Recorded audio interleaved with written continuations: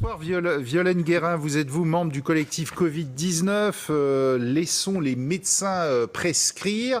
Qu'est-ce que vous en pensez de ce nouveau coup de gueule du professeur Raoult? Alors c'est dans le Figaro de demain, on vient de l'écouter, qui disait les revues trichent, et notamment The Lancet. Ça commence à vous énerver ou vous dites il a raison? Bien, écoutez, c'est très interpellant qu'une revue de ce niveau-là permettre le passage d'une publication qui ne soit pas du tout correcte méthodologiquement. Donc ça questionne et ça énerve tout le monde, bien entendu. Après, en ce qui concerne le traitement proposé par le professeur Raoult, eh bien, nous avons, contrairement à mon confrère, manifestement une expérience un petit peu différente, puisque beaucoup de personnes ont pu l'utiliser avant le blocage du décret, que nous avons conduit une étude, certes rétrospective, puisque nous voulions faire une étude prospective, mais la Direction générale de la santé l'a bloquée.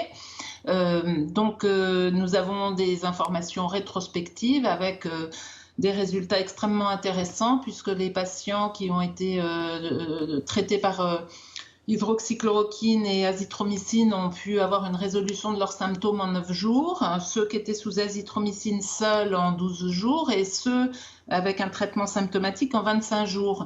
Donc déjà, et ça sur combien, sur combien de patients? Sur 88 patients qui étaient dans l'ensemble des médecins en auto-évaluation, puisque vous savez que le corps soignant a été extrêmement touché. Mais ça, c'est ce qui est dans l'étude, mais il y a encore beaucoup plus d'expérience terrain, à la fois sur l'azithromycine seule et l'azithromycine plus l'hydroxychloroquine. Donc, nous savons qu'il y a deux types de traitements qui fonctionnent. Et aujourd'hui, notre questionnement, c'est de savoir surtout quelle est l'indication, quelles sont les indications cliniques les plus fines possibles pour savoir quels sont les patients qui bénéficieraient au mieux de l'azithromycine seule et quels seraient les patients qui bénéficieraient au mieux de l'association, puisque l'hydroxychloroquine est très intéressante à la fois de par sa dimension antivirale, mais également par son action immunomodulatrice. Et on a la sensation sur notre petite étude que la prévention des complications à type de vascularite en particulier serait moindre chez les gens qui ont eu la bithérapie. Bon, mais donc notre étude est trop petite. Vous dites, pardon, Violaine Guérin, ça marche. Donc on ne comprend pas de Lancet. Alors le Lancet, c'est de la phase, premièrement, qui a priori serait une phase tardive avec des patients hospitalisés si jamais on confirme qu'il y a bien des patients, parce que là, non seulement il y a des biais méthodologiques, mais en plus on se demande d'où viennent les patients, puisque l'Australie a clairement dit que, en tout cas, les patients australiens annoncés manifestement ne venaient pas de chez eux. Donc, qu'est-ce que c'est que cette étude? Ensuite, on est sur des biais méthodologiques et en plus, ce sont des patients à un stade d'hospitalisation, donc forcément des patients à un stade tardif, puisque si on est hospitalisé, en général, c'est qu'il y a des caractères de gravité. Donc, on est encore en train de confondre la phase précoce de la maladie où, à l'évidence, le traitement est intéressant, et je ne parle pas que de la bithérapie, je parle aussi de l'azithromycine seule.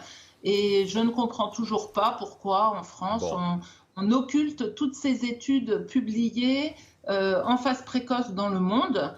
On se focalise exclusivement sur les études de l'IHU en disant qu'elles sont mauvaises en plus. C'est-à-dire de Marseille, Et de Marseille, on nous parle que des études en phase tardive. On se questionne nous aussi pourquoi l'État français a mis quand même un certain nombre de milliers, si ce n'est pas de millions d'euros sur des études Discovery, e-Covid, etc., parce que ça coûte cher ces études-là. Et de toute façon, elles ont été abandonnées, notamment Discovery. En plus, elles ont été abandonnées, donc bien sûr ça questionne, mais en plus, c'était le devoir de l'État français de mettre de l'argent pour faire une grande étude randomisée et si possible en cas contrôle. Et ça n'a pas été fait, et donc vous le dénoncez.